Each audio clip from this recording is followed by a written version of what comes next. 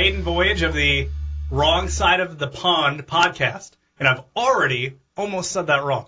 I want to say Wrong Side of the Podcast. That's almost that. That doesn't make sense. That's true. How can you be on the wrong side of a podcast? As long as everyone can hear us, I think you're on the right side. Okay. Yeah. All right, welcome in. I'm Jeremy Lance. I'm just a radio reporter here in town. Joining me, the founder and editor and writer, and you probably do the photography as well, of the Wrong Side of the Pond blog, DJ Schweitzer. What's up? What's going on, Jeremy? Thanks for having me in. I'm excited. Yeah, I'm excited too. This is really going to happen right now. Started out as a few tweets to each other, then we ran into each other at We did. Wigan. At the Wigan game in Piqua, Ohio. Still trying to figure out what that was. How was that? Yeah, I'm not really sure how Piqua ended up on Wigan's world tour.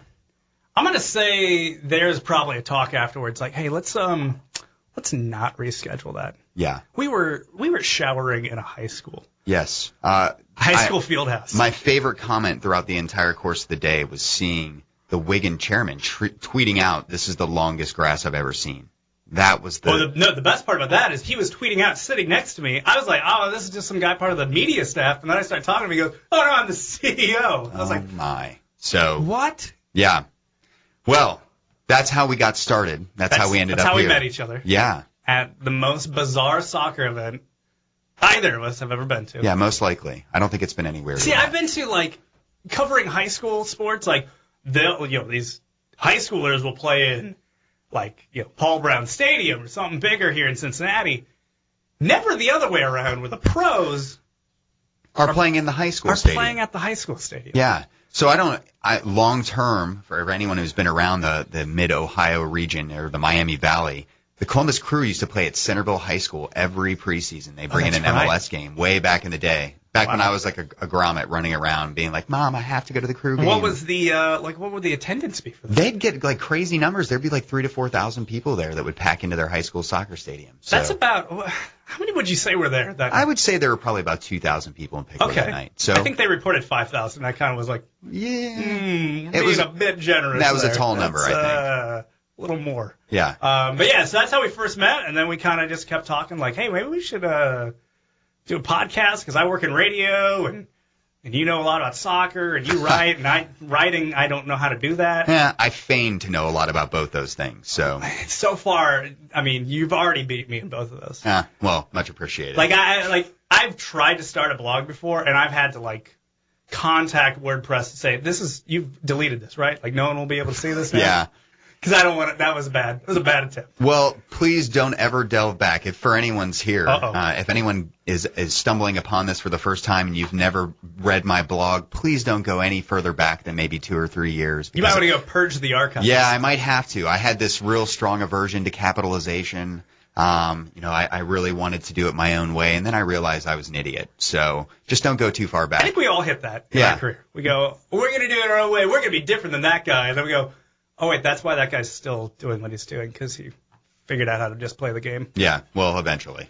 So that's who we are. Again, I'm a radio reporter here in Cincinnati. I cover Major League Baseball, NFL, high school sports, which is always fun. Yeah, absolutely. But my main passion is soccer. So this is why I've been really wanted to do this and really wanted to start this up. I am a Chelsea supporter. Oof.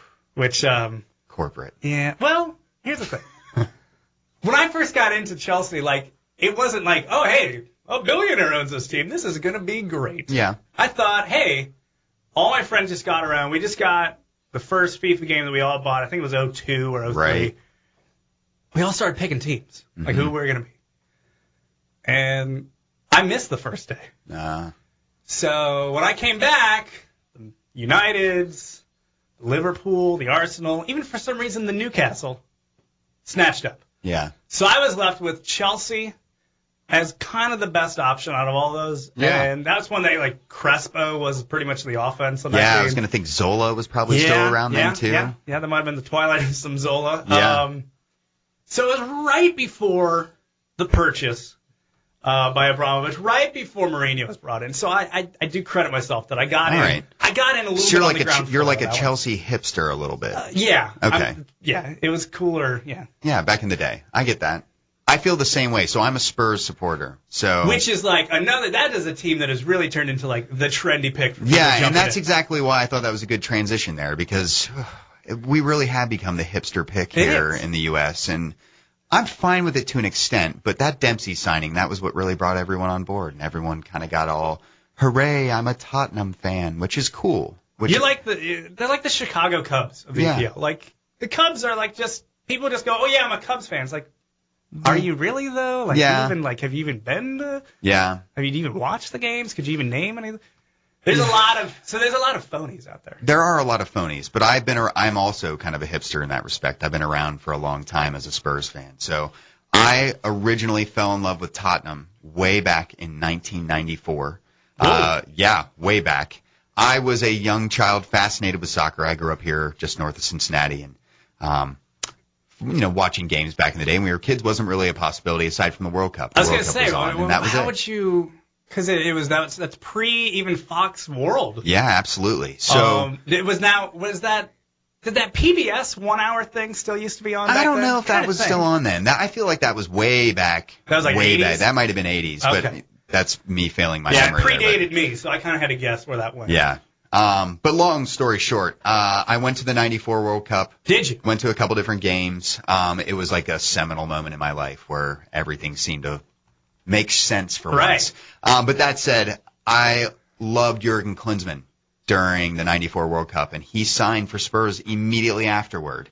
And I got to watch, my friend had a satellite dish, and we got to watch the first Premier League game of the season, and that's when Klinsmann came in, scored his goal, and did the dive where everyone was talking about that. He been talked about as a huge diver when he moved to Spurs, and he was a bit of a diver. But that said, he came in, scored that magnificent goal, and then all of a sudden I was a Spurs fan, and that's where I've been stuck to. See, that's so funny that you mentioned that one of the first moments for you was the '94 World Cup. Mm-hmm.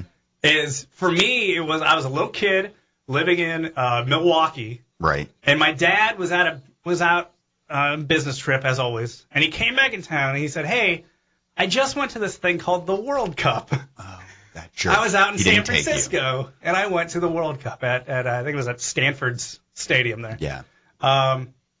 And so he brought me, and I was, what world? I have no idea. Yeah. I was like 8. So he brought me this little plastic soccer ball with all of the, and all the tiles there. I had the flags of all the different countries. Yep. And you clicked it, and it played like almost this little like ringtone version of the national anthem for like 10 seconds. Yeah. And I thought that was the coolest thing ever. And that was like my first. That was it. That was how I first got introduced. Soccer the following fall or spring, I think. I finally started playing a little bit. You don't hear about many guys that get into it through a national anthem playing soccer ball. But when I heard that Argentinian anthem coming in nice little polytone there through that plastic ball, I said, I'm in. Nice. I am all in. Nice. So yeah, that was it for me too. And then as I said, kind of picked Chelsea out of the sorting hat there. Yeah. In my teens, and yeah, been a fan ever since. Well, good. Well, at least we'll have something to argue about. We will have a lot to argue about, I feel like. Yeah, absolutely. Well, I think that's probably a good way to jump into the next topic. We wanted to talk a little about the upcoming Premier League season. We're like, what, 7 days out now? Yeah. We're recording this on Sunday. Yep. Community Shield just happened. I slept through part of it. You didn't miss much. No. It was a predictable blowout. Wigan, we were just talking about them in the intro. They definitely were the undermatched squad in the game. Yeah, it appeared that way, yeah. I think I saw at one point it was, 76-24 possession? Yeah. That's a good number. It was definitely up there. But that said, it wasn't really that great of a game. The expected result happened. Owen Coyle wore a suit. I was thrown off by that. But just in the first half. Oh, did he switch? He switched. See, I tapped out. I tweeted out about, midway through the second half. I was like, I'm pretty sure I saw Coyle in a tie. Yeah, he went for a wardrobe change. He was shirt and tie when he walked out. I remember seeing that and going, Coyle's in a he looked uncomfortable in it, didn't he? Yeah, it looked like he was strangling him. Yeah. But he definitely was in his traditional training attire. Right? Sweats. Yeah. With the socks pulled up, all the way up to the knees. So he looked good. Much better in the second half. Yeah. So, anyway. But we're right here. Yeah. The season starts this weekend. NBC Sports Network takes over. We'll talk about that here in a little bit. Yes, we will. That is, I feel like that's going to be a bigger thing than people are realizing. Yeah. it's going to change things, I think, Yeah. in a lot of ways. Good and bad. We'll get into that. But, yeah, the season is upon us. Everyone is already throwing out their predictions, so we figured, Why not do our own? yeah, why not just be cliched and do the same thing? All right. So do you want to go top to bottom or bottom to top? Let's start at the top. Everyone likes starting All right. at the top. Well, that means there's only There's only somewhere to go down. but down. Yeah, nothing There we but go. broken hopes and dreams. Love it. Yeah. So let's go ahead. Let's start off with who you think is going to win the title. Who I think is going to win the title. Yeah. Now, here's the thing. I am a Chelsea supporter. A lot of people are saying Chelsea's has a great shot because Mourinho's back. I disagree. Why is that? I think they'll probably finish about where they, kind of top 3. Yeah. I think that's pretty much what they're going to get. Well, it's weird because I think they will win it. And I think Mourinho is. Is this like a Freaky Friday I body know. We're switch already kind of thing here? we're already getting into this now. So I don't know. I don't think. First of all, they have to figure out what's going on with Striker. I know that Rooney apparently has said that he feels confident that he's moving. Mm-hmm. I don't feel that confident. I wouldn't and either. even if he does come, I'm not sure that's enough. I still think. I look at the team from the past 2 years, and I'm not seeing this drastic improvement where I'm going, well, might as well start the engraving now. We got this title. Well, that's true. But I do think there are things to be said about what they have available to them. First off, yeah. I mean, that midfield, how can we not talk about it? It's an amazing midfield with some of the best young talent there is. I mean, you got the three amigos, as they were calling themselves there for a while, with Oscar and Mata, and this kind of a revolving door on the third person there with either Hazard. Hazard, or sometimes Moses would break in, with those, the attacking trio that they have sitting behind the striker, I think that and you're alone. adding Sherrill to that. Yeah, I'm talking about Sherrill as well. Depending on who they get rid of, who's the other young Belgian kid, Kevin De Bruyne. I don't know if they're going to loan him out or not. He's looked really decent in preseason. I've been impressed, but I was also impressed last year with him in preseason. That didn't help him too much. Yeah, and I did watch him play in person up in Cleveland a couple weeks back when they played the U.S. team, and he was extremely impressive. He is a little bit of a bigger guy, and Mourinho kind of likes the guys. He likes his guys thick. Yeah. Yeah, he's definitely got some bulk to him, but he's still slight of foot, which I like about him. Yeah. That midfield obviously is really impressive. You have to think Michael Essien's coming back into the fore. Sure. With him returning from his loan from Madrid. Lampard's kind of on the victory lap here. Yeah, Lampard's on the victory lap. I don't expect him to start very often, but he is going to be that type of guy that's going to come in and make those substitutions and be a good late game boost for you. And not to mention squad rotation. But with that midfield, I think that gives you the flexibility to try new things up front. And people like Lukaku coming back, everyone's kind of wishy-washy. Well, we talk about size, though. He definitely fits the mold of what Mourinho likes. Yeah, well, he's baby Drogba, He is. Yeah. Or so people say that he is. Well, they do. Yeah. But that said. Remain to be seen. Yeah, but don't forget, we still have Demba Ba. We still have Fernando Torres. Well, and does one of them leave? Yeah. I went to the game in Indy. They played Inter. And afterwards, because I was covering it for some media outlets, and it's a weird thing. I guess they kind of did the media thing, they just kind of did it the European way, I guess, because it's not the way I'm used to doing it here, where we were kind of in this penned-in area, like just farm animals, kind of walking around, and this was just in one of the concourses under the stadium. Right. And then as the players would walk out, going to the buses, we would have to try to flag them down. Now, with a lot of them, we're flagging them down at the same time with our other flagging down a translator of the appropriate language. Right. So I see Torres come in, and I'm like waving him in, and then I'm screaming, hey, Spanish translator, let's go. And so he looks at me, and in English he goes, why do you want to interview me? I was like, just talk about the game. And he was in it for like 10 minutes. You're Fernando Torres.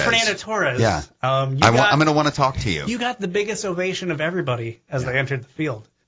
Maybe not warranted, but you got it. Yeah. And then he was like, I didn't do anything.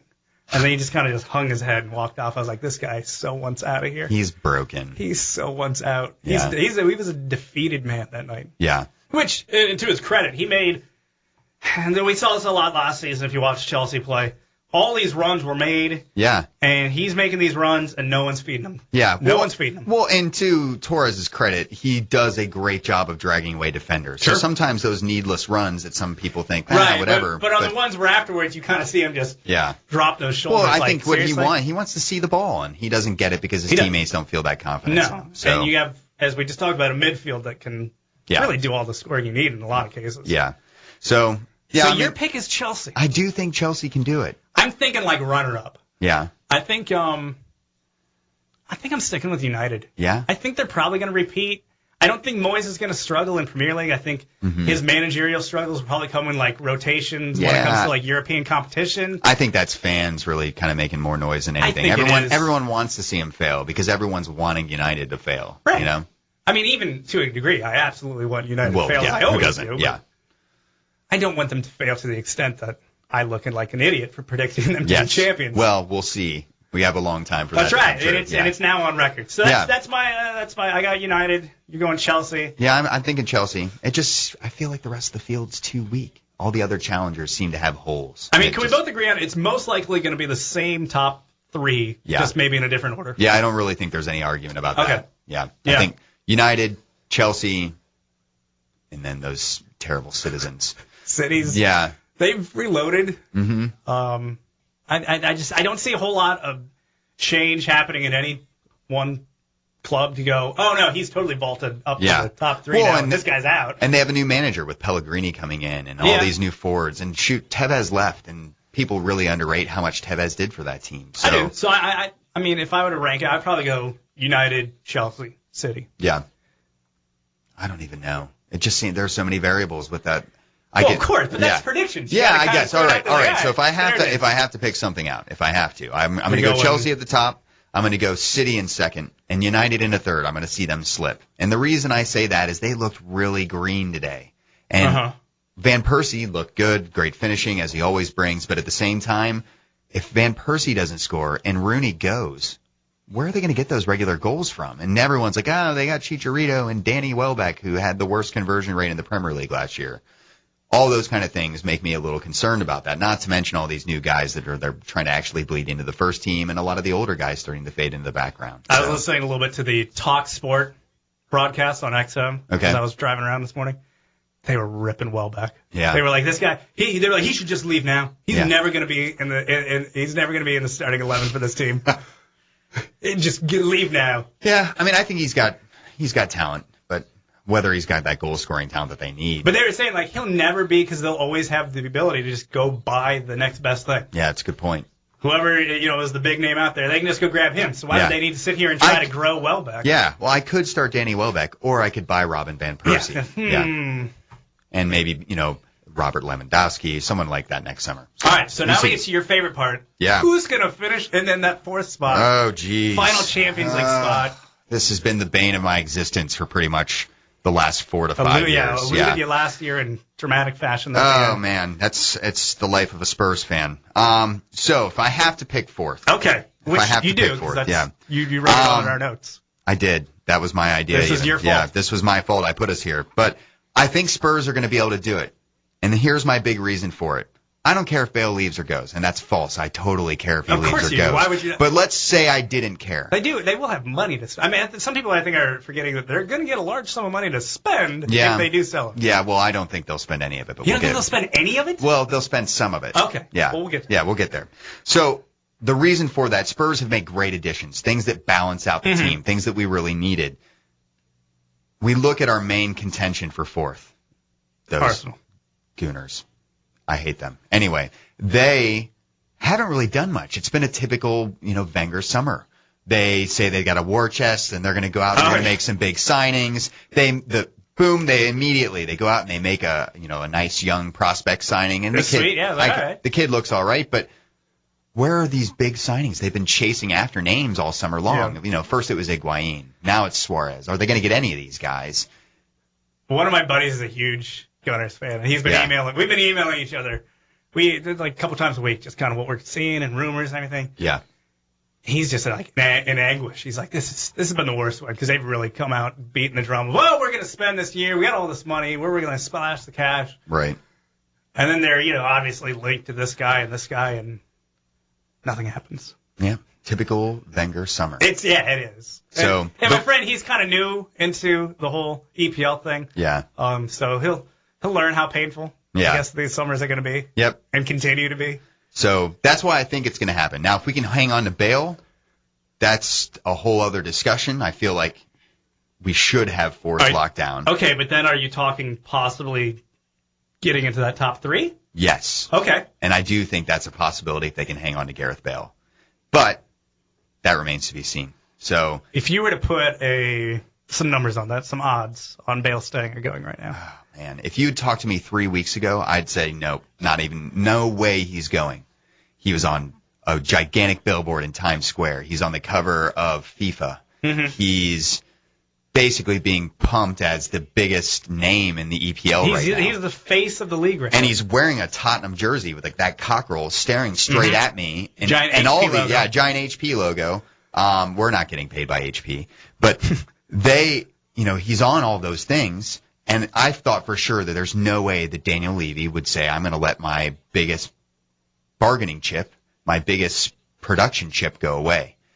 Then Madrid started talking, or at least the paper started talking, about ridiculous sums in excess of 100 million euros. Phantom 100 million, reports. yeah. And, we know the financial situation in Spain right now, so I'm skeptical of those things, but I do feel like he's had his head turned. And I think the fact that no one from Spurs, we're not seeing directly from the club, aside from Villas-Boas saying, hey, it may or may not happen. We're not really talking about it, but he's not for sale.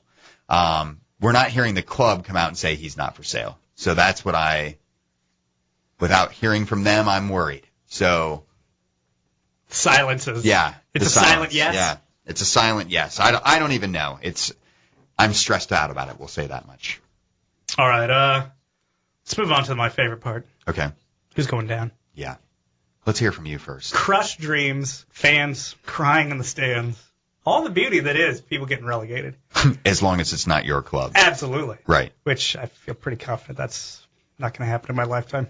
I've been in that position worrying about it. But anyway. I'm actually, one of my buddies, huge Newcastle fan, so yeah. A couple of years ago, I really, really enjoyed that one. Yeah.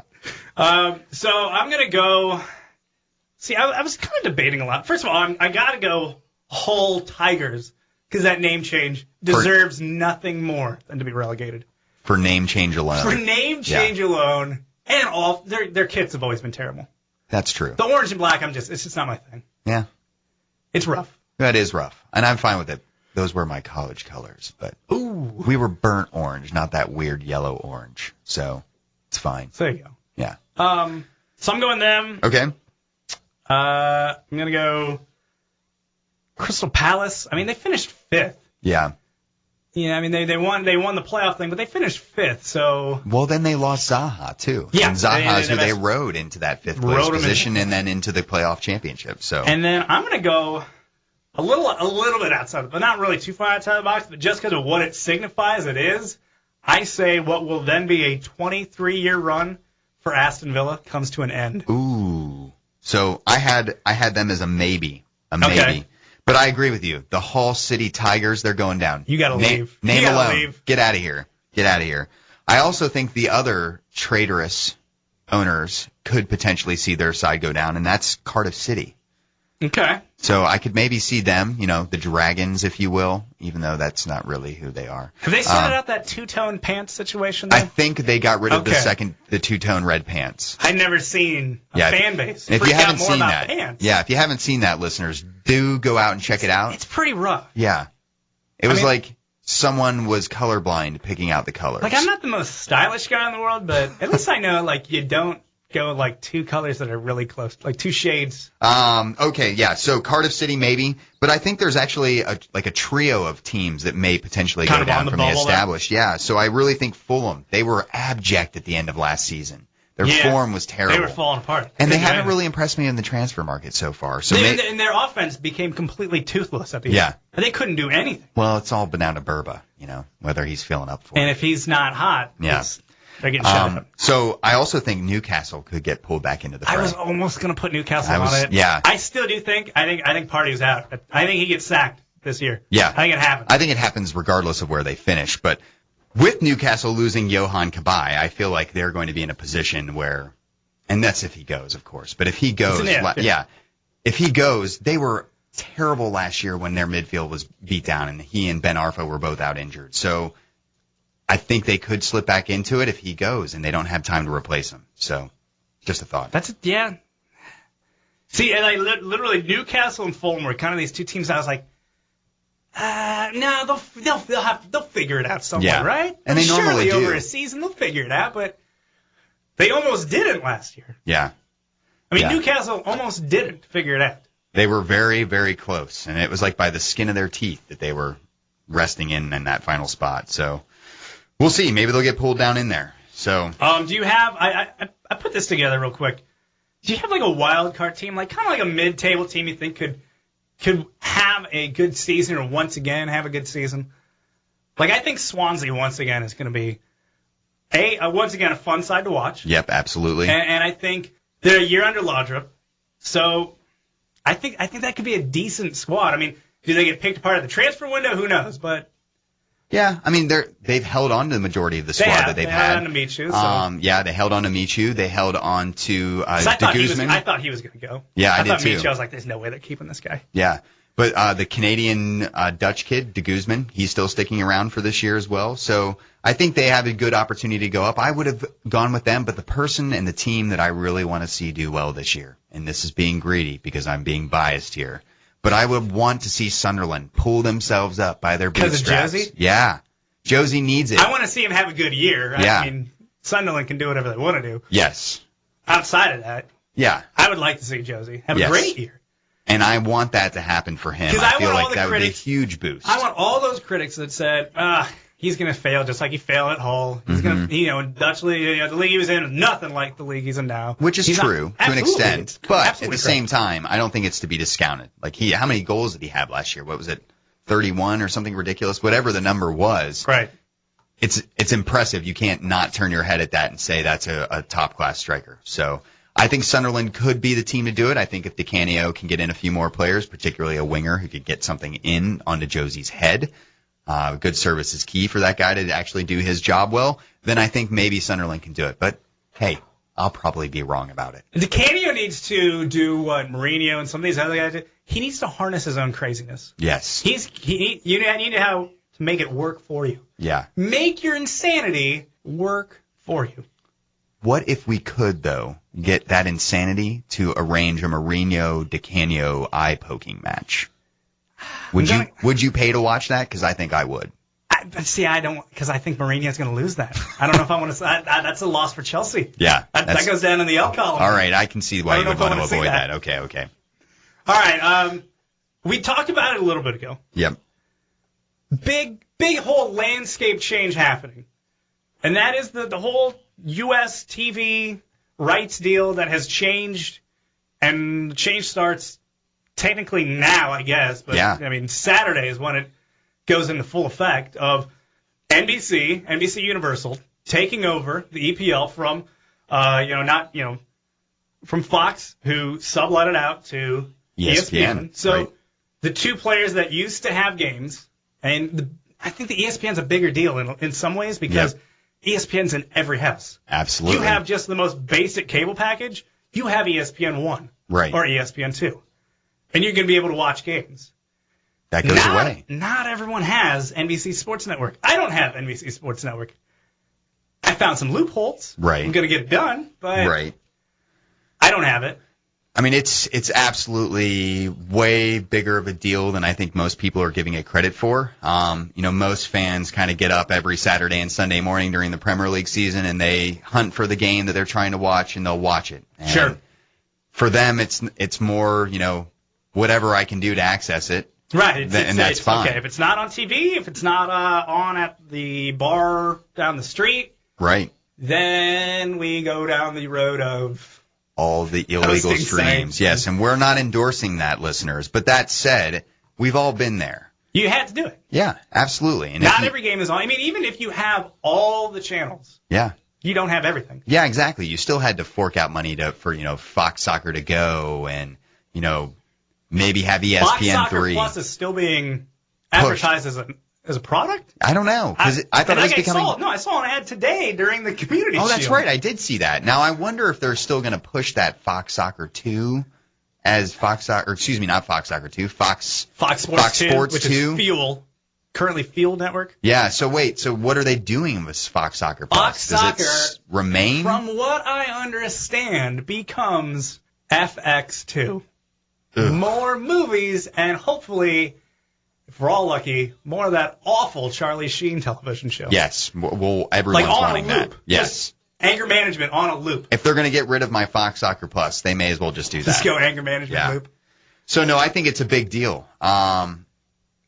Whether it's a good thing or a bad thing. What do you think? I don't know. I'm trying to think, like, my initial reactions when I saw this was like, wow, this is pretty big, because you're talking about, and I believe I watched, you probably still find this online on NBC's site, They made their, what's called their upfronts, which is like the big kind of unveil. Oh, yeah. For new shows, fall programming, something like that. They made the soccer upfronts available online. It's like an hour long. It's kind of interesting if you're like a media dork like I am. Right. I want to say they mentioned there's going to be, including starting Saturday, 20 games this season will be on the NBC network. Yep, absolutely. Which is way more than Fox ever did. Yeah. I mean, we got, 2 or 3 a year over the last 2 years? Like, a couple years ago, they did one kind of on Super Bowl Sunday. They had the... Oh, yeah. They had that Chelsea United... The game before the game. That's right. Yeah. So hopefully the advertising will be better from the NBC side. One would hope.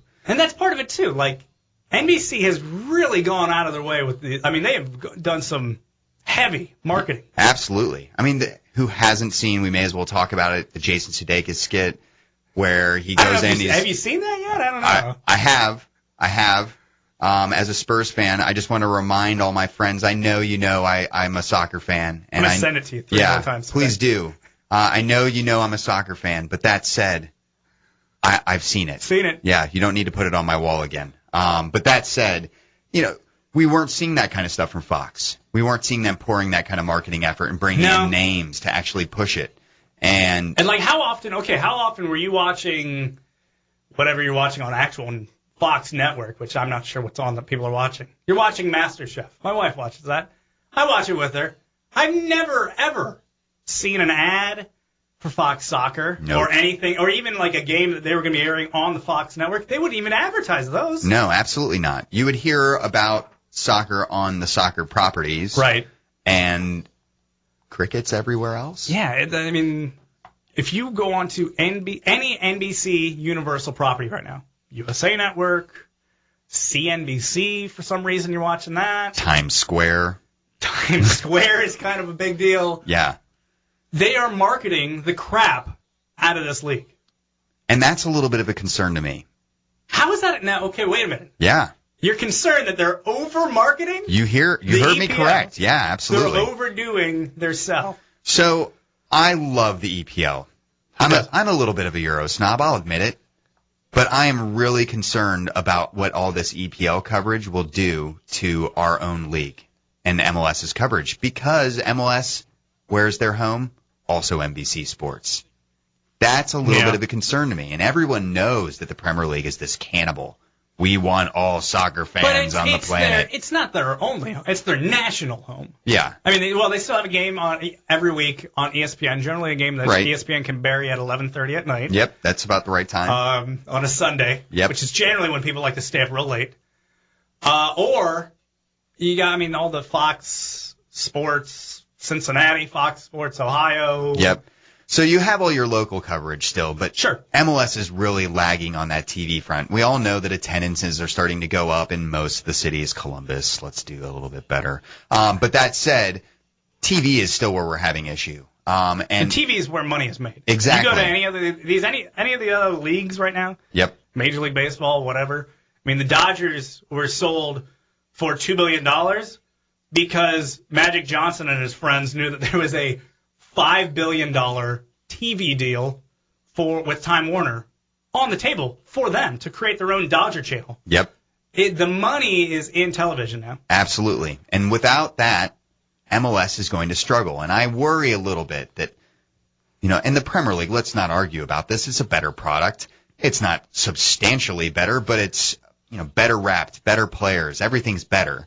It has the history too, yeah. Also. So you're going to have this kind of bias that develops, and I'm a little worried that it's going to cannibalize some of the actual viewership for MLS, and that's something that I think long term. Will it cannibalize the viewership, or do you think it'll also cannibalize like NBC's focus? Well, I think it'll do a bit of both. Because NBC obviously is putting a lot of eggs in the EPL basket. Yep, absolutely. I mean, they spent a lot of money on it. They should. Yeah, but they weren't paying that same type of attention to MLS. No. One of the big things that everyone's excited about is we have Match of the Day for EPL now. We've been looking for this. It's what they had over in England for years, and everyone raves about how awesome it is. And we have it now here, and that's awesome. But everyone was like, hey, wait a minute, what about MLS? Why don't we have a Match of the Day for MLS yet? That doesn't seem so ludicrous to ask for. And it wasn't until the fans started leaning on NBC that they were like, oh, yeah, we should probably do this. I guess we'll throw something together for you guys. So I fear that NBC will lose focus and eventually say, screw MLS. Let's go on and focus our efforts on the stuff where the money's being made. Well, because I'm trying to think, like, when they first bought the rights to the MLS, they were all about bringing games onto the Saturday and Sunday programming of NBC. Yeah. Because for NBC, outside of a little bit of golf, a little bit of tennis, and Notre Dame football, which, who doesn't like that, they don't really have a whole lot of weekend sports programming. So they had, they got the NHL, but they only do that half the season of the NHL. They started in January, generally. Yeah. So you have a lot of time, especially in the summer when most of their properties aren't going, where they could definitely be putting more games on than the current 0 or 2 that they've done this season. Well, and I think that MLS and a lot of people are looking at this from the perspective of maybe we'll get a bump. Maybe there will be some EPL bump for our ratings. Be. Yeah. I'm sure NBC's hoping that as well. Well, and they need to be creative about it. Let's pair up the games. Let's do double headers where you have a big match followed by an MLS match. Exactly, because they're going to be, the NBC games are always going to be a 12:30 start. Right. They're going to be that late game. Mm-hmm. That works easily. Till that game ends, you do like a little show in between. I think because they're already going to have a post-game show. Yep. So you have that kind of leading into your MLS coverage right into a game that starts at, 4 or 5. So, one would hope that they do something like that, but will they? It's hard to say. We both did the same response. It's because it makes too much sense. And being in this industry and just being consumer, yep, that's just not going to happen then. No. They're going to go for the non-logical move. Yeah. So maybe it will be a good thing. We'll see. But in the meantime, let's just enjoy all this television, huh? We got a ton of it. We got the NBC thing, which, again, my initial reaction, I was pretty excited because this was a network, like a real network. Like Fox, putting a game on Fox is kind of big, but, NBC has been around since the dawn of TV in America. Right. So to have EPL on NBC, that's big. It is big. It's huge. Yeah. So I was really excited when I first heard about it. I got a little scared because I thought, dear God, don't put Bob Costas on the freaking broadcast to talk down to me about his knowledge of soccer that he just learned in 2 months. But he says it so nice. He says it polite. He's only 5'2", so he's not intimidating in that regard. Yeah. Bob Costas is awful. Bob Costas is the antithesis of what you want from a broadcaster. You want a guy to kind of bring you in, not go from up high, hey, this is what's happening, so I'm going to tell you down here, you should feel privileged that I'm talking to you. So are you telling me that you need the excitement of Gus Johnson to get you into And there's the other end of the spectrum. Right. So you have Gus Johnson jumping out of the press box on, a goal from the 6, as he likes to throw out there all the time. Ugh. And then you have Bob Costas being very snooty and pretending that he knows everything when we all know he learned about soccer. That was a fantastic achievement out on the field. Back to you guys, So I had that worry, because if you do watch a lot of sports and you watch like the Olympics, Bob Costas is in full effect during the Olympics of telling you about a sport that he probably knows nothing about. Yeah, absolutely. And he's just reading off a teleprompter. Well, It seems like they're actually putting together a good They got broadcasting Arlo team. White. Yeah, Arlo White. Everyone likes Arlo White. He's very likable. Yeah, I have no problems with him. I mean, I think there's going to be a lot of people like me that were like, please hire Ian Dark. Yes. And everyone's used to listening to Ian Dark, and let's be honest, he sets the gold standard Ian for Dark us. could read the freaking phone book, and I would just sit there all day and listen. And I'd hear Macca just chirping around in the background, I'm going to make a lively joke. And then he goes on for the rest of it. So I'm fine with all of that. But that's what we're used to, and I think people will be worried about that regardless of who we go to. So Arlo White, you're bringing on Taylor Twellman. They're bringing over people like Gary Lineker for the actual match of the day commentary. Mm-hmm. Good, knowledgeable names. I'm really hoping we actually get to see. The rest of those other games are going to be the same, like house speed, though. Yeah. As we've got in the past. You would assume so. Yeah. But who knows? Maybe NBC's got another card up their sleeve. I think that's what they said. Arlo, they're going to have their team and maybe a B team. But outside of that, it's like anything you pick up on, like the live extra, which sounds like the way to go. Like they're going to have every game on there. Yeah. Just make sure you have a cable provider that matches up with them. Barely accessible as long as you have a cable provider that matches up with it. Yeah. Which I don't. Neither do I. But somebody I know does. Yep. And they don't plan on using it. Exactly. Thank you, Mom and Dad. I know. I'll be hooking that up this weekend when I'm there. I ordered a Google Chromecast just so I could put that onto my television. Really? Yes. Not too shabby. Yeah. So. It's a good, We've never been in this position before. I've heard it said before, and I think it's got to be even more so now. There's more soccer on American television than there are in the UK. Absolutely. Because it's more accessible. Obviously, the rights fees are less because it's still a niche sport. So there's so much more of it. There's no Fox Soccer over there. There has never been a channel that's just running games on a loop. Nope. They get, 1 or 2 free matches a week, and that's about it? Yeah, and then you got to pay for all the Sky packages and stuff like that. Ugh. So we are spoiled, and we're getting to see this is a golden age for listening and watching to and talking about soccer in this country, and people will take that for granted. One of obviously the big things that we've kind of alluded to, that people are talking about, unless you're actually Fox Soccer, you've kind of danced around the subject for many months, is the fact that Fox Soccer dies this week. It's gone. It is. It's going to be gone. I feel like I'm losing a friend. Like I'm having a funeral for a friend. The artist formerly known as Fox Sports World. Oh, man. That's going way back. Remember this Fox Sports World? Absolutely. Had rugby on it? Yeah, all the time. And you'd have all sorts of weird leagues on there, too, sometimes. You'd have the J-League segment that would come on. And you still do have, there is that Asian review show. Yeah, that's true. That does play, at 3 a.m. It's one of my favorites. But it is. It's going away forever. It's going away, and, I'm liking everything NBC's doing, but the idea of just, being able to go home and, you're doing something around the house and just be able to turn on, essentially, as I've said before, just a loop. It's just a loop of games. Yep. I've always liked that. I have, too. Just turn on, I've seen this game before. Yesterday I watched one of Chelsea's group stage, because they only had group stages last year in the Champions League. Right. One of their matches, I'd seen it before. I already knew it was going to happen. I could have rattled off when all the goals were going to take place. But you watched it anyway. Still delightful. Yep. Absolutely delightful. Even went back, with the DVR. And, let me say that again. Yep. It's sad to think that we're losing 1, potentially 2 soccer-only channels in this country. Sure. It's to think that we had 2 channels that were our own and nothing else for, 3, 4, 5 years. That's unbelievable. And to lose the ability to, we didn't play the game live earlier, but then I could watch the replay of that game later on in the afternoon.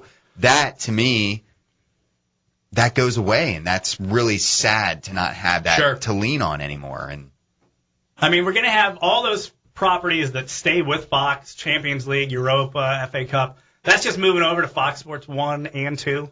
Something tells me probably more 2 later down the road. Most likely. As they pick up more properties of But Cristiano is making a number 1 with his hand in the commercial, so they're going to make it number 1. So was Eli Manning at one point. So that's a good point. I think the biggest fear I have is actually the third domino, which is the question mark that now is ESPN soccer properties. Right. They still have World Cup qualifiers. Right. But the World Cup's next year, so there's really not much qualification still left to play played. Right. They still have, I guess, I don't know what they have as far as the friendlies still go. Like if they get any of those. Yeah, I think they get some of them, but again, I mean, how much is that to really bet on? That's not many games. Yeah. So we have that leading up to next summer. They have MLS Game of the Week at 11:30 on Sundays. That's only through next year as well. Yep. So next fall that ends. They're kind of running out of properties because outside of that, they have like quasi. Yeah, they have like Mexico games. Yeah, they got a little Liga Mex, but like they're playing on like ESPN News. Yeah, exactly. At 5 on a Sunday. Great times. It's the best time to watch ESPN News. So they're clearly not invested in Liga Mex, and I don't blame them because it's not that great of a product. No. It's empty stadiums, train whistles, and pretty subpar soccer. Yeah. I mean, it's just not that great. No. I mean, you have a good player here and there, but it's nothing, again, to bet your entire broadcasting schedule on. No. I mean, so you have that, and then they have ESPN3 rights to Bundesliga, but yeah, we were talking about that earlier. We weren't really sure. Because Gold TV still exists, right? Like, I don't have it. I couldn't tell you last time I've actually seen it ever. I'm told that it still exists, but I've not seen it with my own eyes. And they still have the actual television rights in America to Bundesliga. I think. Last time we checked. If they are actually still a station. If you know of information on the whereabouts of Gold TV, let us know. Yeah. wrongsideofthepond@gmail.com. We're clueless. Yeah, absolutely. Don't have it. I have Dish Network, which I would imagine probably gets it if I want to spend X amount of dollars a month to have it, which I don't. Right. Yeah, I don't know. I mean, that can't be in very many households. No, it's not. And on top of that, what's the other leagues that are on BN Sport? BN Sport, which I do have. I don't. It's Time Warner. It's very public accessy, but at the end of the day, you are watching, Barcelona. Right. Or Real Madrid. Yeah. Or I watched Monaco's first game yesterday. Ah. That was uneventful. Yeah. Well, they're still putting that team together. Still trying to figure out, getting the kinks to work out, getting that chemistry going there. Yeah, absolutely. They look terrible. So. That's kind of what, ESPN, I guess, has options on the table come fall of 2014 when it's kind of running out of its soccer properties. But the problem I have with this, and you'll see it anywhere you go, if you've watched ESPN, if you follow any other sports, if ESPN doesn't have the rights to it, they don't care about it. Exactly. And that's been the biggest deal for me is them just having that one game on Saturday mornings was enough to draw interest. It was enough for them to put highlights on SportsCenter. Mm-hmm. It was enough for them to start airing ESPN Press Pass right at 2:30 in the morning, again on ESPN News, another great location. Right. It was enough for them to actually start investing in actually covering the sports. Right. I mean, remember when they had they had that advertisement, the Manchester advertisement. Oh, yeah, absolutely. That was great. That was a great awesome advertisement. You're not going to see any of that anymore. A, because they don't air the games, but B, you're not going to see that level of care. Right. I mean, if you're an NHL fan, you know all too well what happened. What happened to that league. Right. When ESPN doesn't own the rights, they don't care. Well, they don't care to pay to broadcast other people's properties. Right. You know? And they're not going to sit there and advertise for you either. They're right. not going to talk about a game that they're not airing. Well, it's a legitimate concern. So that's my big concern, and they're gonna. I guess we're gonna get, and this kind of goes back to Fox Soccer a little bit. There'll be Fox Soccer Daily, is a show on Fox Sports 1, I guess, for now. For now. They decide to move it. But all that is a dressed up Fox Sports News. It probably would be the same people. I haven't read the press release. I think it is. I think it is the same. I would imagine. I mean, you're not going to fire all those people and just hire. Who knows what Fox is up to these days? They might actually do exactly that. They might just fire everybody and hire newbies. Yeah. Get some newbies in there that can mispronounce some names. Hey, Fox, we're looking for jobs. We are. Yeah, so if you need people, but we'd have to dress up. Yeah. That's the beauty of podcasts. Yeah, that's right. You can just. You guys don't even know what I'm wearing right now. You don't want to. I don't want to. Yeah. And yet, you're right here in front of me. Yeah, don't look. I'm well aware. Anyway. And then we'll have ESPN FC. Yeah.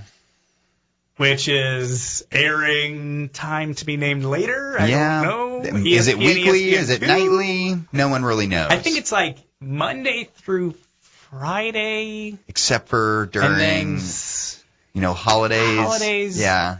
Or if there's the Australian Open. And then like Sundays it's airing at 10. I don't know. It just doesn't seem like they're already paying it the attention that we would all hope they would. And they've shown us that they can do in the past. Then the other fear, and we were trying to talk about this before we started here.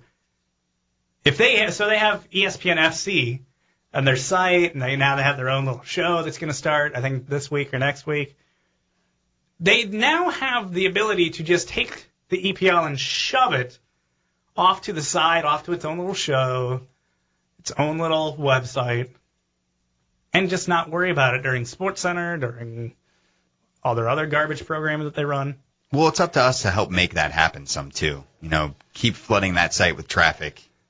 Keep telling them that there's a market share for it. And obviously that plays a huge part, but you're absolutely right. There's a lot of it that's out of our hands. It gives them the ability to bury it. Yes. Which is the other fear. Well, so again, I don't know. We'll see. We'll see. This is going to play out this year. I mean, I think it's going to be. One of the things I heard somebody say is that the best part of soccer is it's all about the narratives. Right. That's going to be one of the narratives here in the States that's going to play out. Absolutely. How does NBC work out? Arlo White, does he work well with whoever he's paired with? Does the live extra thing glitch all the time? Any of the things that could potentially go wrong. Will their studio show afterwards be garbage? Exactly.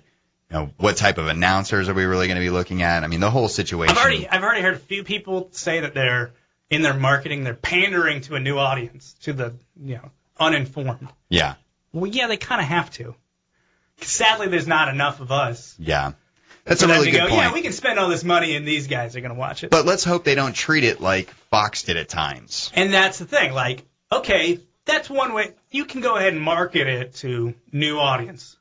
But once the game starts, once the product is actually there, don't water it down. Don't dumb it down. Well, remember a couple of years ago, Fox brought in, I think it was when they first had the Champions League final on regular Fox. And they brought in, I can't remember who the NFL player was that they brought in, but they brought him in to do a segment before the Champions League final to compare football to football from Europe. Oh! Yeah. Because they have, the same name. Yeah, they have the same name. Did you know they have the same number of players on the field? Oh, yeah. Mind blow. Yeah, I know. It's really crazy.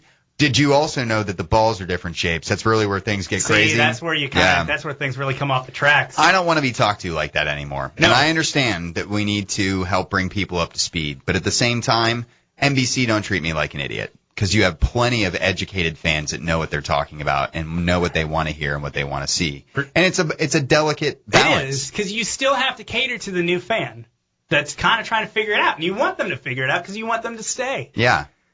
So you're kind of growing new fans by, you kind of have to water it down. You kind of have to go, this is this is that. This is pronounced this way, which ESPN sometimes didn't get around. They kept talking about the Manchester Derby. Yes. Along with the Tottenham Spurs. Do you die inside when that happens? It's worse when I see people refer to them as the Spurs, like the San Antonio Spurs. Yeah. That really chaps me a bit. But I don't get as bent out of shape as some people like to. But you know how it is. So you're okay with it? I'm okay with it. Hey, if you're been watching calloused enough. I am calloused enough. Yeah. Hey, when Gus Johnson yells at you enough where you just can't even feel the bleeding in your brain Johnson anymore. Gus calloused you on a lot of things. So.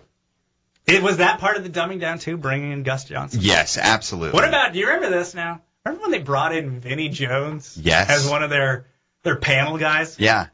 Well, he's doing, oh no, that was actually on Fox Soccer. He's still doing the show. He still does stuff? He does stuff for them on occasion where they have that Fox Soccer in-depth show where they interview players and celebrities and they talk about Because it's like, okay, yeah, sure, he played, obviously, he played for a lot of clubs, and he had a big, long career, but they're not bringing him on for that. No. They're bringing him on because he's Vinnie Jones, movie star. And he looks at you with that, menacing brow, and he's like, you should be watching football, or I'm going to put a fist in your face. See, those are the advertisements that NBC thankfully avoided. Yes. I'm glad they mocked us. For once. Make us look like we don't know what we're talking about. And it was a good way of playing. It made me, as an educated fan, laugh about it. And it's going to make plenty of people send it on my Facebook wall and say, hey, this is funny. Soccer funny stuff. And that was always NBC's goal. To flood your Facebook wall. Yes. So Mission accomplished. They can't see it right now, but I'm shaking a fist at them. So, well, next up on the docket, now that we've talked about NBC for a while, we wanted to talk a little bit about the transfer window. What are your thoughts about this transfer window so far? Well, I think we've seen two things. Right. We've seen a lot of, I guess your typical, the big names, and then the big names never move. Right. Or at least they haven't yet. The three big names in the Premier League to move out or move within was... all still sitting still. Yeah, Bale, Suarez, Rooney. Pretty much all where they were at the beginning of this. Right. Now... will all three of them still be in that position in 2 weeks' time? Tough to say. I think the big story that's so far come out of the transfer window is what's happened with the other big names we've heard.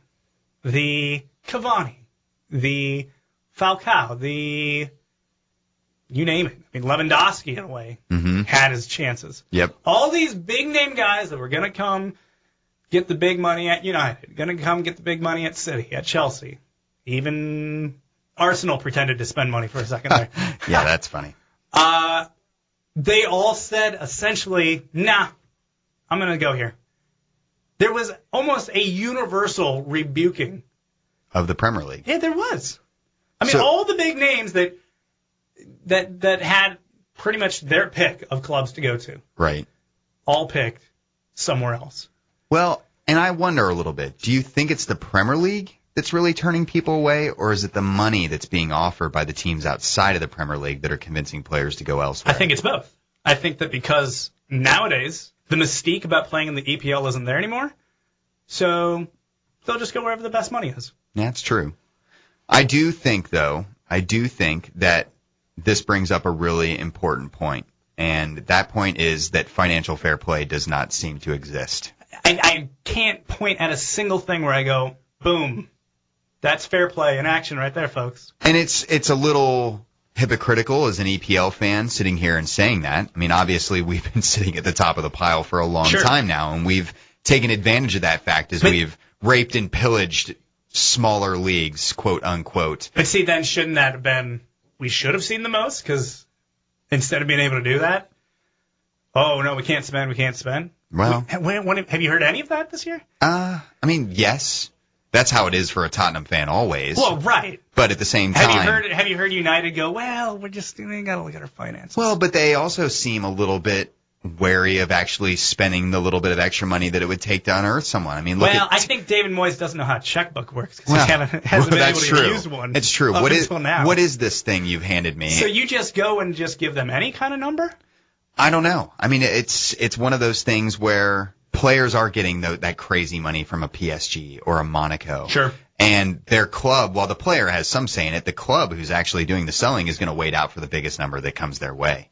So when, we hear that Chelsea are going to make, a £40 million bid on Cavani, well, Napoli's not going to sit and take $40 million when they can take $60 million from PSG. So it's one of those situations where the players are just going to go wherever the club sells them to, but at the same time they have to agree to personal terms, and they can actually nix the deal in the process itself. So they've had an opportunity to say, and I do think it is a little bit that the Premier League's losing its lure. I think that's the big thing. I think that it's the mystique of putting on a Liverpool kit, putting on a United kit is not there anymore. I just don't think, I think it's, and you see this in all sports. You see this definitely in college football and all this stuff, that kids now, the younger guys don't care about the tradition. Right. Everyone freaked out here, when there was that Ohio State scandal, and guys, sold away their golden pants that they won for beating Michigan. They sold them away for tattoos. Those are so important. Well, not to them. Yeah. That thing meant nothing to those kids. Yeah. And that's kind of like out of here. They get to wear the mighty Manchester United kit. It doesn't really mean much to them. Not if this guy's going to give them that kind of money. Yeah. Well, and that's why you're seeing big name players leave the Premier League too. I mean, we're seeing people like Carlos Tevez, who whether or not you like him or not, he's a big name player, and he left. Suarez at one point said he wanted to leave. Now until Arsenal showed up. Yeah, exactly. And then that now is his dream destination. As long as Bale doesn't say he wants to leave, right? Well, at least that's how I feel. Well, there's that. Yeah. So while we're talking about all of these, big name transfers, let's talk about a few of these. So Neymar, that's kind of got to be the biggest one that's happened so far this summer, right? I would say, yes and no. It was supposed to be, but it doesn't feel like it has been. I feel the exact same way, so I'm glad to hear that. He was, the guy. We saw Olympics. We got to see him in the Confederation Cup. We've been able to see this guy scantly for past couple years, and he was the next big thing. He was the next Messi. He was going to be, whatever club he landed on, they were instantly going to become, top of the pile in Europe. Right. Instead, he goes to a club that's kind of already on the top of the pile in a lot of ways. Well, and you knew he was going to go to one of the big guys. I mean, they're the only ones that can afford him. He outright said he didn't want to go to England, so you knew he's going to look. Right. It's going to be Germany for Pep at Bayern. It's going to be one of the two big guys in Spain, and then let's not even talk about it being Italy. But at the same time, you knew he was going to go to a big club. Barcelona probably makes the most sense for him with his style of play. But it's another thing where it's you wanted him to go somewhere where he was going to be the guy. Right. He's not the guy at Barcelona. Right. He's not even really the second guy. Well, and maybe that's good for him, too. Maybe he knew well enough that he couldn't make that jump across the pond, and he wasn't as big of a fish as he thought he was. And I think it was a little smart on his part to put himself in a position to at least default for a while. And whether Barcelona ever tire of Messi, which seems entirely unlikely. I don't see that happening. But eventually Neymar could use this as a stepping stone. And whether that's to a team where he dominates or whether he goes somewhere else to be another, big domino, who knows? But at the same time, I think this was a smart move for him because it's a team that he could actually fit into without all of the focus being on his back. Sure. No, that makes sense. But here's what really makes me mad about the Neymar thing. It is his fault that Madrid are busy sniffing about my Gareth Bale. Oh, so this is what it really comes down to. Yeah. That makes sense. Yeah. It always comes back to Tottenham. At the end of the day, I'm always going to circle it back around to Tottenham. No. Why I think that's going to happen. Madrid are not about to sit around and allow Barcelona to make this humongous signing, the signing of the summer, if you will. They have to do something to prove to their fans, hey, we're still competitive. Now, let's be honest, their roster, it's not really that uncompetitive. But they do need something to say, hey, we are still striving towards that. And that's why I think they're trying to make this ludicrous Gareth Bale £100 million signing. Geez, £100. So that's why we're trying to see that or why we're seeing that happen. And I worry a little bit that Madrid will drop all that coin just to show up Barcelona. Whether or not Gareth Bale makes sense for them, who knows? Now, that could also bleed into Luis Suarez. And I am a little bit of the mindset that maybe Madrid are focusing all this attention on Bale, and then at the last minute, right when everyone thinks that Suarez isn't going anywhere, boom, smoke screen lifted, and they're actually going to make a late bid for him. But that's also the optimistic side of me, hoping that it's not going to be Bale. That's just what you've dreamed of. That's what I'm dreaming. Three big names we mentioned that are still out there. Rooney, no clue what's going on with him. I mean, he's got the phantom injuries now that are keeping him out. So he may go. You want to say it's leaning towards him leaving because he's not even in the squad right now. Right. Yet he's in the England squad. Did you see that? He was selected for England. Yeah. But not for today at the Community Shield. Wasn't there. Wasn't even there. I do kind of hate the fact that beginning of the transfer window, Chelsea's talking Cavani, they're talking maybe even Lewandowski, trying to get all these big names. And now, we're at the point where I am begging them desperately to go get Wayne Rooney. The ghost of Wayne Rooney. Yes. Go get those tired bones from Manchester and bring them down here. Well, and it's the same thing of the Suarez saga. How would you feel as an Arsenal fan trying to sign Luis Suarez? Me and my buddy Dave, we've talked about this a lot. He hates Suarez. Like, thinks he's a miserable human being. Right. Doesn't want anything to do with him. But now it's like, that's really our only option, so I'm kind of just going to have to hope that this happens. This guy I don't want anywhere near my team. Right. Because he's as they say, a clubhouse cancer. Yeah. He's a cannibal. We found that out. Yep. Which was interesting. Watch your babies around him. Watch your babies. He does have those shark teeth. His teeth are very jagged. Yes. This guy who's apparently also a racist. Potential anti-Semite. I mean, he's not a good dude. All these things add up, and it's one of those things where do you want to make that type of a move, and do you want to see that type of player? This is a club? selling your soul situation here. I mean, Arsenal fans, and my buddy Dave is kind of pointing, is like, I don't want this guy on my team, but if that's our only option for like a big signing, then I guess that's what we're going to have to go with, and I'm going to have to sit here and root for this guy.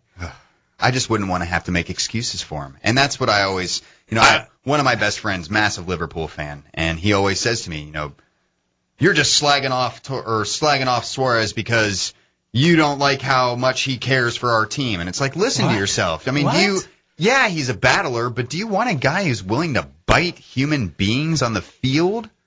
To be the guy you're leaning on? I mean, you can't. And the guy that said whatever he said to exactly. Evra? So it's funny watching Arsenal fans, probably the same people who were giving him all loads of crap on Twitter and all the other social media sites out there 3 months ago, are now the ones making excuses for him. And I wouldn't want to be in that position. Like deep down, those Liverpool fans are going to feel great sense of relief when they don't have to make excuses for this guy anymore. They feel dirty rooting for him right now. He can be someone else's problem. You hear that, Nick? You feel dirty. Let the Gooners take the blame for that guy. I will love watching the Gooners take him. No, I won't. I don't want him to go there at all. I don't want him to go anywhere in England because he's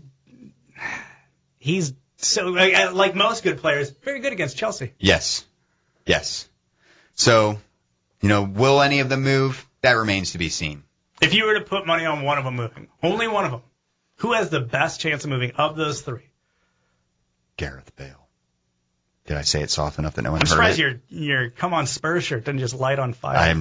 It's going to, probably. But That's your guy, huh? He is my guy. I just think that Madrid will need that signing more than we don't. Madrid will need that signing more than we don't need that money. That didn't make any sense at all. I don't even know what you just said. I don't either. But why would you not need the money? I'm worried about it. It's one of those situations where I'm concerned about him sticking around. So I think, while we're talking about transfers, there is one that's been kind of big that we haven't even talked about it yet. The blockbuster move of the century. Clint Dempsey to MLS. Clint Dempsey back in the United States.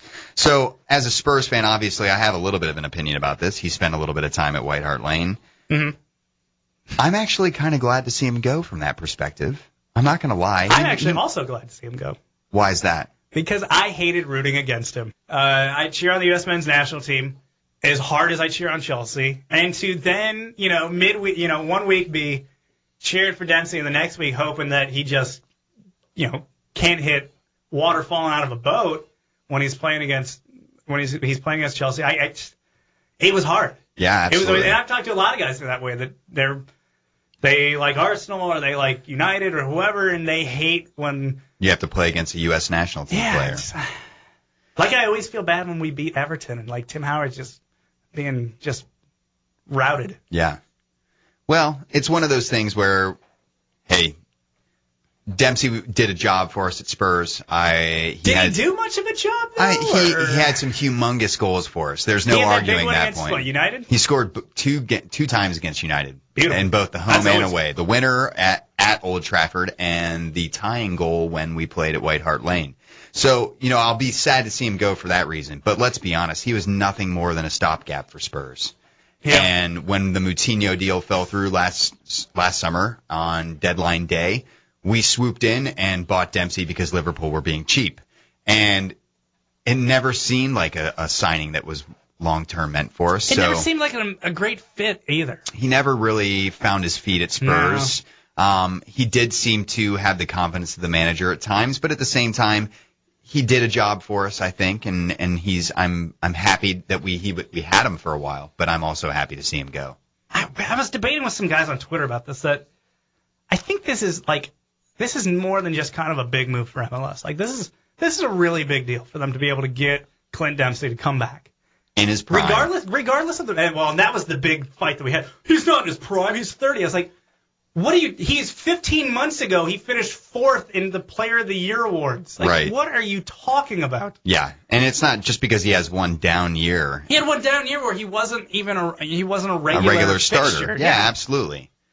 So he is absolutely in his prime. It is definitely something where any fan that thinks that him coming back to this league isn't a good thing for this league is out of their mind. I was just fighting idiots for like a whole day. That whole Saturday, I was just fighting idiots. Well, that's most days on Twitter, isn't it? But I hate Twitter sometimes. Just fighting morons. But at the same time, you're absolutely right. It is a massive thing for MLS to get back the best U.S. player in their prime, coming back and playing in this league. There are no words to explain how important that is. Because this is what I tried to explain. This is not a guy looking to add a few more years to his career that's in the twilight. Right. This is not what Beckham. People are, whoa, him and Beckham, the ages weren't that different. Yeah. Beckham was also like a pro when he was 17. Like, right. He's the tread was not on the tire on that one when he came to MLS. Like he was definitely going for some on-the-job retirement. Right. Same thing with Thierry Henry. You can say that's happening there.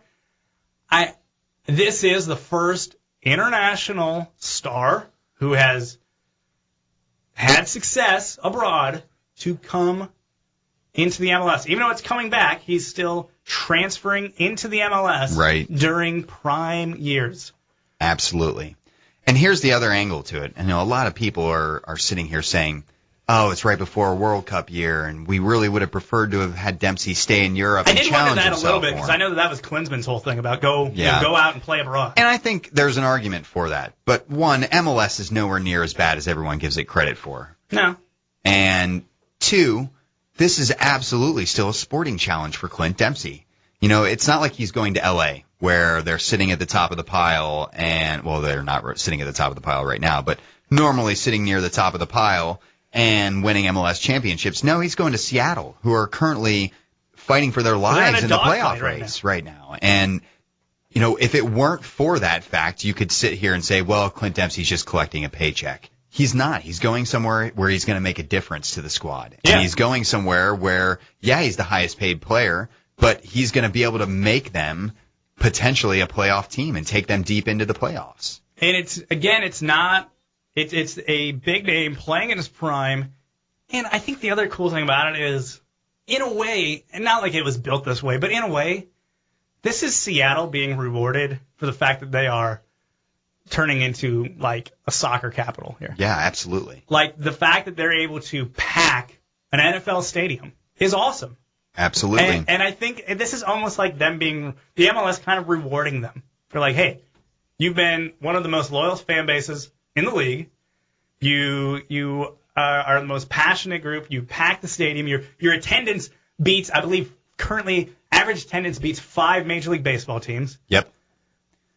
Here's your gift. Absolutely. And it obviously wasn't built that way. You know, it's still. I mean, the MLS paid the fee, but obviously Seattle still had to pony up the cash to actually bring them there and have them, have a contract there. But I felt like it was good for Seattle. Right. That's a fan base that will appreciate what he can do on the field. Yeah, absolutely. Now, should MLS be rewarding them so much to the point where they could potentially be breaking their own rules? And I guess this is where we get into the whole thing of the allocation list. Mm-hmm. Rival Portland was at the top of that. Right. So technically, and this is one of the problems the MLS has, their rules as far as transfers, as far as paying players, all this stuff is so convoluted. No one really knows what the actual rules are. Apparently, people within the league don't really know what the rules are because there's people at other teams that are kind of scratching their head at this one. Yep. So I think there is a reason why MLS does this. This isn't the first time they've done it. No. The last time they did it was the Beckham rule. Right. The Beckham rule was, of course, introduced to get David Beckham. And it obviously reaped rewards. And the league has maintained this single entity pay structure. And this is one of the kind of restrictions that is placed on other leagues that don't have this is that they have the ability to change the rules when it suits the best needs of the league. Right. And right now, I think Clint Dempsey's arrival and staying in this league is absolutely the best thing that could happen for this league. And if they can change the rules to make something like that happen, then they're going to do it. Yeah, Portland feel like they got shafted, but could Portland really pay for Clint Dempsey's salary? Something tells me that's not likely. I don't think they could, and it's because they're not able to fill up a stadium with 60,000 people or 50,000 people or 38,000 people. Their stadium doesn't hold that many people, and Seattle's large stadium and their large fan base enables them to be able to float a player of Clint Dempsey's stature. Yeah, I hear you, Portland fans. It is a little disappointing to not be able to get it. Yeah, it does suck, but Clint Dempsey's arrival is going in the long term, most likely, to help raise the profile of the league. And really where this becomes important is looking at the collective bargaining agreement. So MLS, they have their collective bargaining agreement. They've, in the last few times around, have always come out and said, oh, the owners, they come out and cry. We can't afford more, higher salaries. We can't raise the salary cap because look at our TV ratings. They're abysmal. And that's a reason why I have my concerns about those kind of things. But that said, you guys can absolutely afford this. MLS paid $9 million to get Clint Dempsey over here in the first place. If you guys can pay $9 million for that, why are there still guys on our team that are making $30,000 a year? And I think this is a really big moment for not only us as fans and seeing the league grow and all those things, but this is a huge moment for the players to finally start earning a respectable wage. I'm going to go off on a small tangent here. There is a player, Clint Irwin, that currently plays for Colorado Rapids. He is a rookie goalkeeper. I actually know the guy. Did an interview for him on the blog a little while back.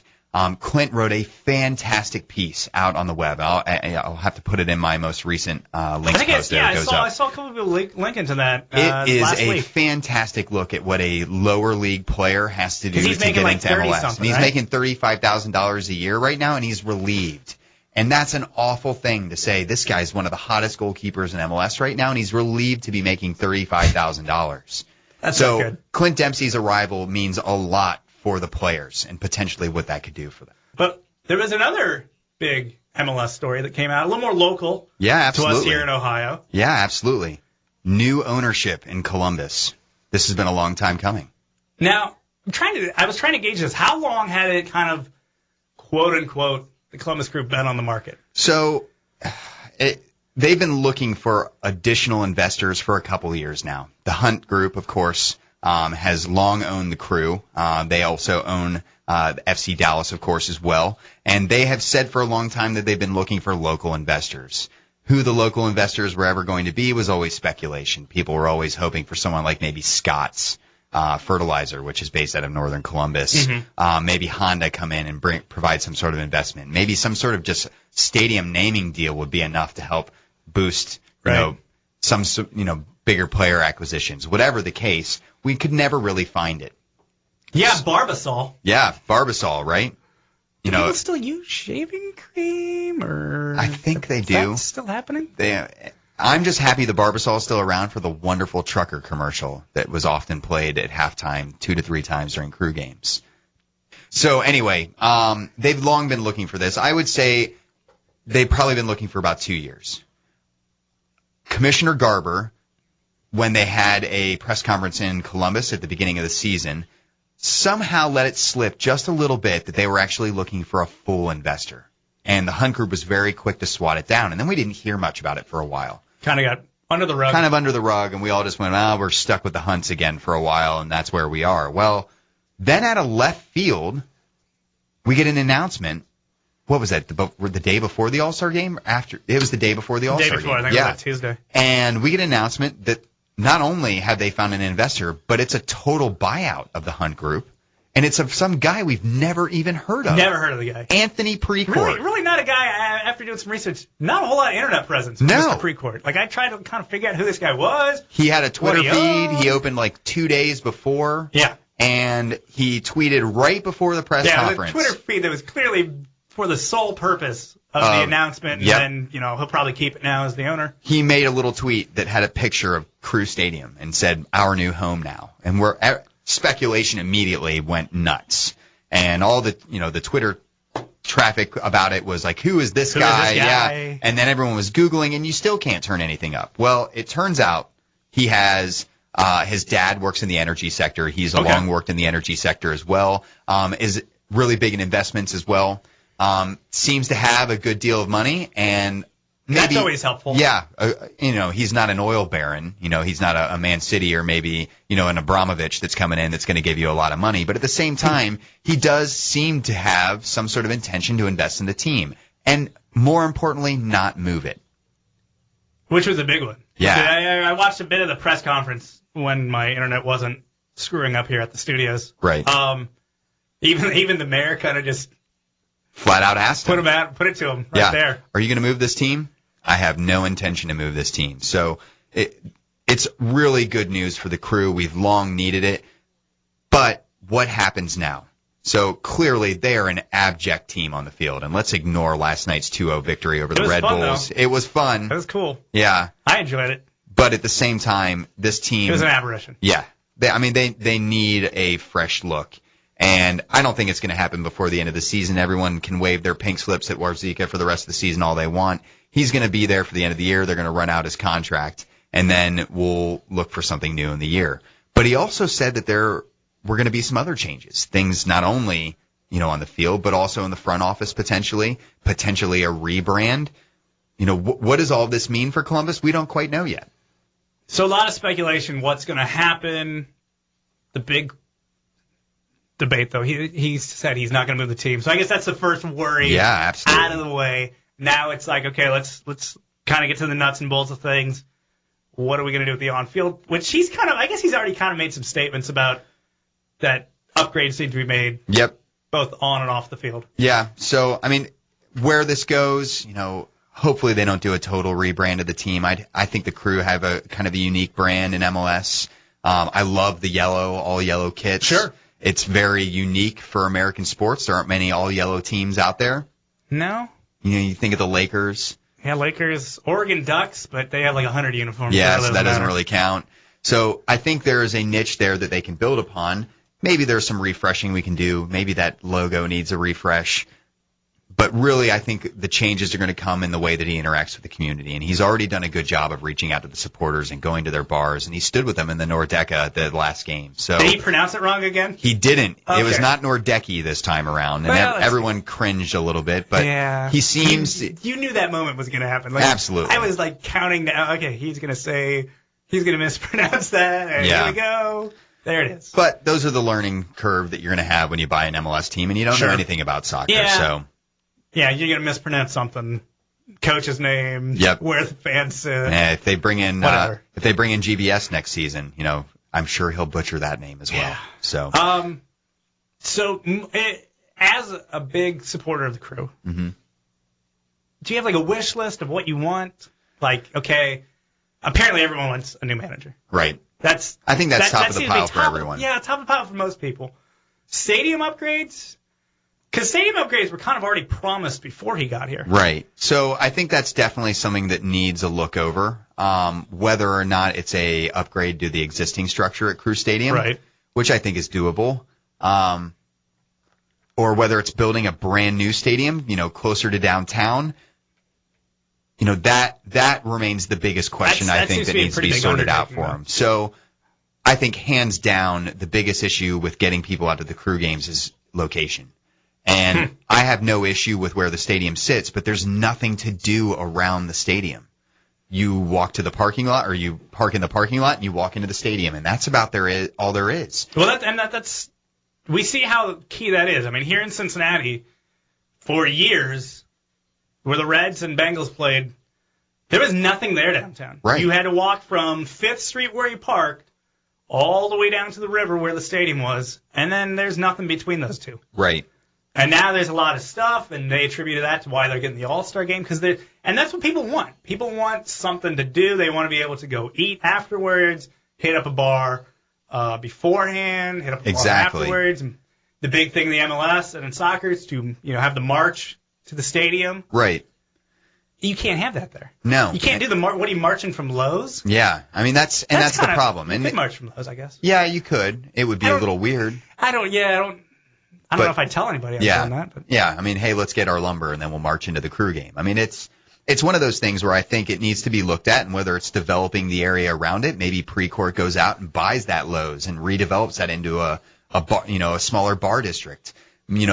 Those kind of things can maybe be done to help improve the current digs. And look, we've already seen this happen in Columbus. I mean, you see where the arena district is. I mean, it's the arena district. The arena was built there, and then they built all these areas for bars and for, nice loft apartments and all that stuff. So maybe they can do something like that. If it does take moving the team closer to downtown, putting them closer to the arena district, or maybe short north, something where the team can get more of that foot traffic, I think that would be beneficial. But obviously, people smarter than myself are going to need to look at that equation, decide, what numbers make the most sense, whether it's going to, we look at that stadium deal that was just approved for D.C., and it's going to cost $300 million to build that stadium. That's a lot. That doesn't sound like money that exists just easily in the city of Columbus. So, what direction they go, I don't know, but I think that's probably going to be the first thing and the biggest thing that needs to be addressed within the Crew's ownership. So, manager. Yep. Stadium. Yep. That's what I think. Anything else? Yeah. Do you want like a Tim Hortons there at the stadium? I would like some better food in the stadium, but I'm not really going to be too picky there. So we'll see. I think there are good times ahead for the Crew. So it's exciting. It's a new era. The page is turning. So the last segment we're going to cover today is for the Wrong Side of the Pond Pub Atlas. So if you've ever been to wrongsideofthepond.com, and I'm going to hawk the crap out of that website to you guys. That'd probably be a good move. Yeah, probably so.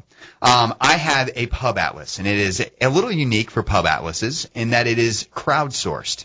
And I decided to start one up a couple of years ago because I wanted to get really pertinent information for the soccer fan. First and foremost, do they actually show soccer? Do you have the ability to show? Do you have Fox? Well, I guess you have NBC Sports now. Do you have NBC Sports now? Yeah, now that we don't need Fox Soccer necessarily, unless we're watching Champions League. I remember me and my buddy, we were actually at another friend of ours' bachelor party, and it was the same night as Gold Cup. Trying to get this right. Gold Cup USA Mexico. Right. And we're trying to figure out, okay, we need to make sure, like, when the game's on, that we're, like, whatever bar we're at, we need to make sure it has it. And we went to a bar that we figured, oh, sure, that's a huge place. They got to have it. Didn't have Fox Soccer. Couldn't watch it. Right. We watched it on his phone. Yeah. Best bachelor party event ever. I bet. 5 guys sweating and circling around the phone, just drinking heavily. Yeah, so finding a bar that obviously has soccer is important. But also, will they be open at the hours where the soccer game's actually being shown? That is key. Yeah. So because some guys will have, like, your B-dubs or whatever. They'll have Fox. They'll turn it on if you want to, but they're also not open at 8 a.m. Exactly. So finding a bar like that, also, what beers do they have on tap? That's an important question for someone like me. Very, very important. Yeah. Yep. And, what supporters groups meet there, all those kind of things. You want to be able to really know where you're going. So I had this idea that I'm going to reach out to the internet and say, hey, tell me about your soccer bars. All across the country, got responses back, and now we have 260 plus bars in this directory. Nice. Around both U.S. and Canada, don't want to leave them out, where you can go and watch a game. Many of which will be at early hours. Some of them won't be, but at the same time, it gives you an idea where you can actually go. So I wanted to take an opportunity to actually highlight one of these bars every time we get together to talk. Sound like an idea? That sounds like a great idea. And I'm going to start in our hometown of Cincinnati. In Cincinnati, we have a newish bar called Rhine House, and it's in the Over the Rhine district. So do you know much about OTR? I know of some of the spots there. I don't get out there a whole lot because I have wife and kids. And that'll do it to you. They frown upon, bringing children into bars. Yeah, something like that. So Over the Rhine's an older district just north of downtown Cincinnati. It's an old German immigrant area where it lends its name from. But the reason why we're talking about Over the Rhine is they have a brand new place called Rhine House down there. Okay. And Rhine House used to be a bar called Rhino's, used to be a dump. And this place has been cleaned up, and Rhine House is a fantastic sports bar. It's the only sports bar in OTR, for that matter. So not only that, these guys happen to be big soccer fans, and they and they are willing to open up for the earliest of the Premier League games. So we're talking like 7:45. Absolutely, you're there. They're going to be open in hand. Yeah. So Rhine House is located. I think I've got it written down here. They are, I think, on 12th Street. Right in between Vine and Main. Fantastic location, so it's really centrally located with an OTR. They have 16 handles on tap. They rotate through all the time, lots of local beers, plus some of your traditionals. And they also are, of course, probably going to be the best bar to go and watch as a Spurs fan in town. So I don't know about Chelsea, but they do a great job. I've actually done a few events with them where I've co-hosted some watch parties down there. And the reason why I bring that up is I actually will have my next watch party event with them on the opening day of the Premier League season this Saturday. They kick off the lid lifter? Yeah. So there will be some prizes out there. We're going to do some door prizes, give away some glassware most likely, some T-shirts, those kind of things. So if you're down for watching some soccer, make sure you come out and join us as early as 7:45 in the morning this Saturday. Definitely check out Rhinehouse. And if you don't happen to live in Cincinnati, do be sure to go and check out the Wrong Side of the Pond Soccer Pub Atlas. It's out on the site, and you'll be able to find a soccer pub close to you. Well, I guess that wraps it up. I think that does wrap it up. I don't know if we have any more to possibly say. I don't think so. I think we've talked plenty. So thank you very much, listeners, for listening in to the very first Wrong Side of the Pond podcast. Jeremy, it's been a pleasure. It's been good. We'll be back next week. We'll try to get these up around Sunday, Monday. Yeah, somewhere in that time frame. So we'll have our first full slate of games to talk about. We'll be busy. We'll keep it short. Or try to. Feel these nipples. Oh, it's getting that kind of podcast, folks. All right, we're out. All right, see ya.